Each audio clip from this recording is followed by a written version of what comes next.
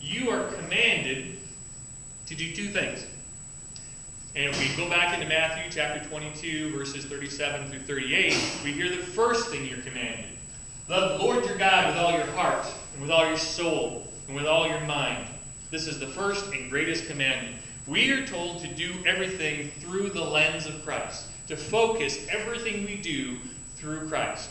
We are to do the things that he did for us. Could anyone argue with me if I said Christ loves you and has shown love for you your whole life? That he's shown an abundant amount of patience for you in his life. Again and again and again, uncountable times. Forget 7 times 70. Try 7 times 700,000 times in most of our lives.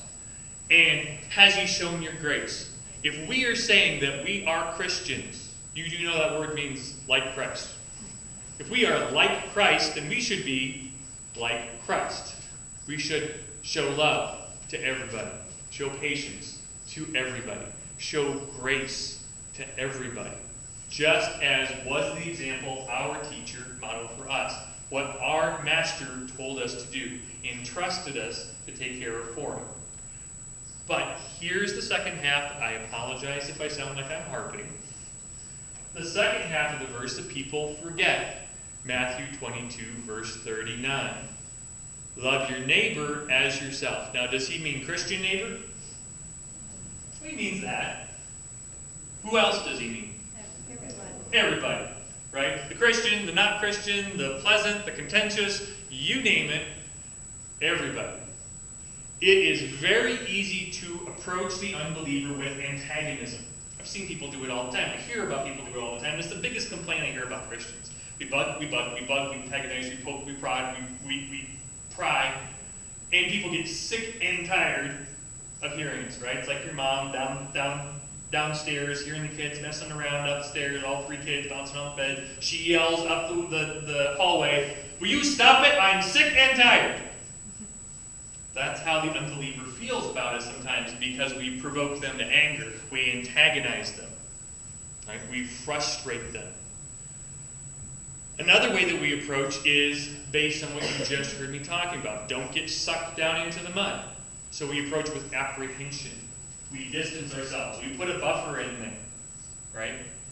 We don't want to get too close because sin is contagious. It'll jump off them and onto us. Okay? It's not the plague. It's a choice of the way you lead your life. Okay? You have to make a choice to be sinful. Okay? Or we take that, I've read my Bible, I've learned my lesson, I've come to church every Sunday for 14 years, I'm a very hopeful person. And so we come to them with this sense of contempt. You need to be like I am. Not a, let me help you with the things that aren't working in your life. I see things are hard for you.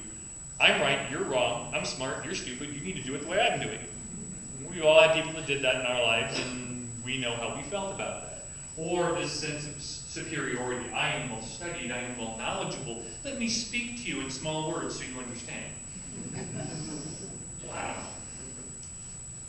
Let me hit you with the old golden rule. How would you feel if you were spoken to with antagonism each day?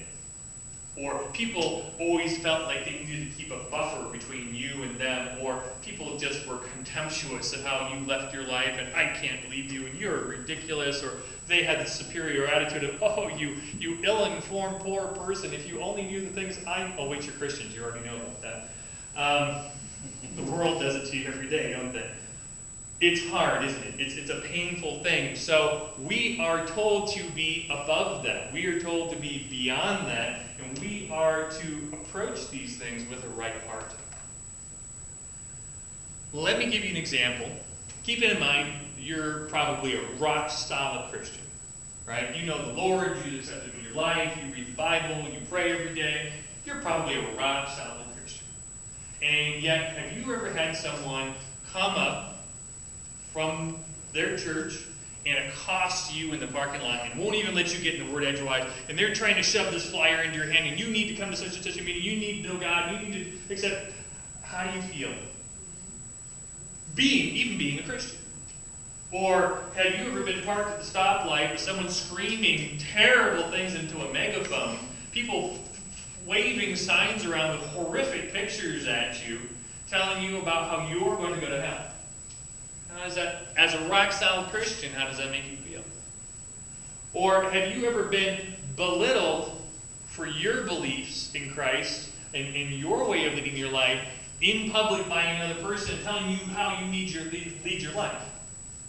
Okay, now follow me with this. If you, as a solid Bible-believing Christian, feel that way, with the support and strength of Christ behind you, how does the non-believer feel when people accost, berate, and belittle them?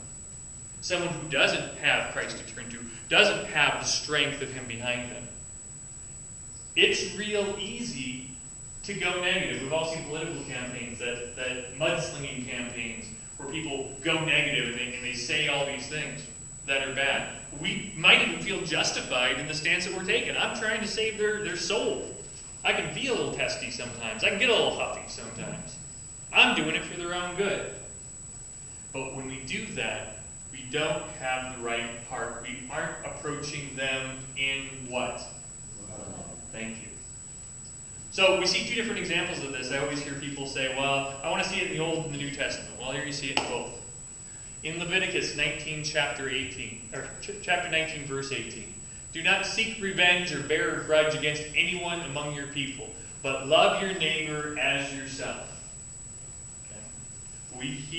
So we see negativity, we see anger losing the unbeliever. Right? As they get accosted, as they get belittled, the wall comes up, the doors go shut. They don't hear anything else you have to say, and that commandment that you were given to share the word of Jesus Christ is void at that point. They don't hear it anymore. We see in Galatians 5:14 that only a love like Christ encourages the unbeliever. If you are not acting like Christ when you come to the unbeliever, it will not be received. There's one way to reach the unbeliever: act like Christ. Any other way, anything that would not be within his purview, would not be the structure, he did it a certain way. Why would Christ come to the unbelievers a certain way? It works. Any other way likely will never work.